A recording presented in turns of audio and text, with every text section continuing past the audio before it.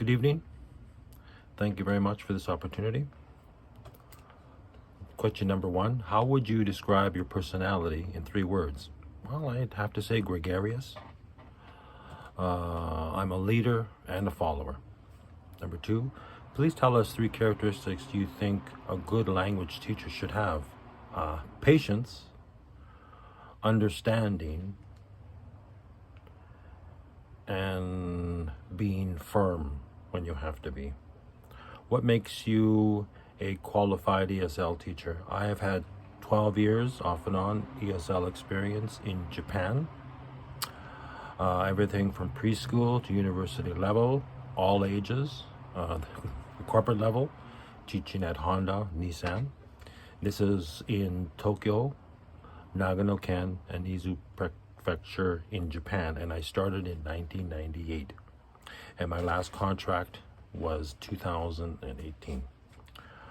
What do you consider teaching in Taiwan instead of your own country? Well, my own country, all of my ESL experience has been in Japan. And I have visited Taiwan. I visited many countries in Asia. I've done research about Taiwan. And it's a place that I think I would adjust fairly quickly. Being somebody who's very adaptive in different cultures, I wouldn't find it difficult. What else do you think you can provide to the school other than teaching English to students? Well, I can try to be their mentor. I can be their friend and give them guidance even after the class is done. Okay, next question. How do you usually motivate your students? I usually start the lesson with an icebreaker, just a crazy little joke. And then at the end of the lesson, it's a quick game quiz. Number 7, what is your teaching style or technique? I move around a lot. I never sit down. I basically want to focus on the students speaking 60% of the time, and with me 40%, working up to them speaking 70 and me 30%. I can give guidance when needed, and homework can be a requirement or it can't be. It's just up to my supervisors and my boss, I guess. How would you teach a class students at different levels? What would you do for students who are in lower level than in higher level? Well, I'd break them into the groups. And, depending how many kids there are, I would have an assessment of the student's level. And so I would use maybe more interaction as far as using the visual. So I think there are many techniques I could use, but that would be the best one, I think, to break them up into groups. If you have 30 students in your class, how do you give all your students a chance to listen and speak in English? Again, groups.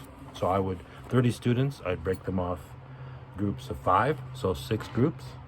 And I give each student a topic for today, and that would be sports or hobbies. Pick your favorite hobby. Each group presents 5 sentences. Each student recites 1 sentence. Okay? And they can ask questions. And the group that precedes the first group and the second group, they have to tell me what the first group just said. So this is a very strong listening technique. What would you do if the students are noisy and don't participate in the class? I usually have a whistle or a bell to get their attention. I assess the situation, and I basically see what needs to be done. And it could be the student could be sick. I have no idea. So each situation is different. Do you have a strategy to engage on a new student joining discussions to blend them into the class? I would have a Q&A session, questions and answers. He would stand up and we would ask him questions. on where he came from, his favorite color, etc., etc. What would you do for the student with a disability in your class? After discussing the disability details with the parents, I would basically create a lesson which is very proactive in the students' benefits and really, really listens to their needs more than other students. Can you provide an example of a small group project you would assign to elementary schools for them to learn about cooperation? Well, again, groups. I divide them into groups, and I would use an alphabet, cut out the letters, and I would ask them cooperating together to form 3-letter words such as cat, bat, top, cup, den, etc. So they're all working together for the same goal. How would you create a class rules or guidelines? What would the rules and guidelines be? Well, the very first week of class, I would have a list of the guidelines, and we would go over them beginning at the class. Very quick, maybe 30 seconds, just to remind them of the rules. And here's an example of some rules. Put your hands up when you want to answer a question. Listening is as important as speaking.